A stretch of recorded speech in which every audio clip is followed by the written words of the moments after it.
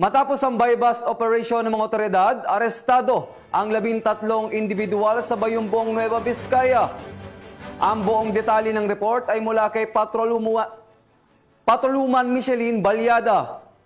Ang 13 suspect, kabilang ang 8 menor de edad sa isang matagumpay na anti-illegal drug operation na isinagawa ng pinagsanib na puwersa ng Provincial Drug Enforcement Unit ng Nueva Vizcaya PPO at Bayumbong Police Station sa Barangay Bonfal West, Bayumbong, Nueva Vizcaya, nito lamang unang araw ng Nobyembre taong kasalukuyan. Naganap ang buy-bust operation sa tahanan ng isang kilalang personalidad na si alias Lamay na nagresulta sa pagkakasabat ng mga pinaniniwalaang shabu at marijuana na may kabuuang halagang 24,100. Na-recover mula sa suspect ang 12 sachet ng hinihinalang shabu na may timbang na tinatayang 3.5 grams at halagang 23,800, isang sachet ng pinatuyong dahon ng marijuana na may timbang na 2.5 grams at halagang 300 at iba pang kagamitan tulad ng digital weighing scale, 6 na lighter, 8 cellphone, improvised paraphernalia, cash at marked money.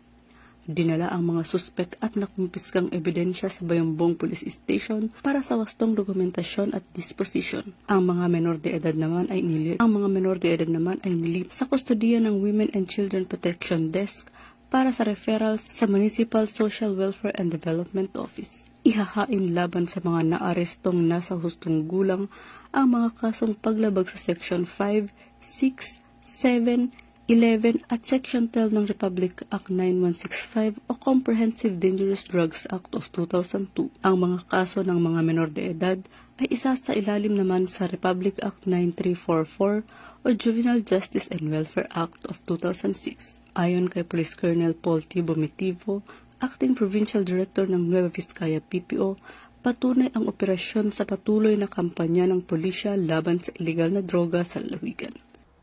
Mula dito sa Lambak ng Cagayan, ako ang inyong Police News Network Correspondent, Patrolwoman Balyada, alagad ng batas, tagataguyod ng Balitang Pulis.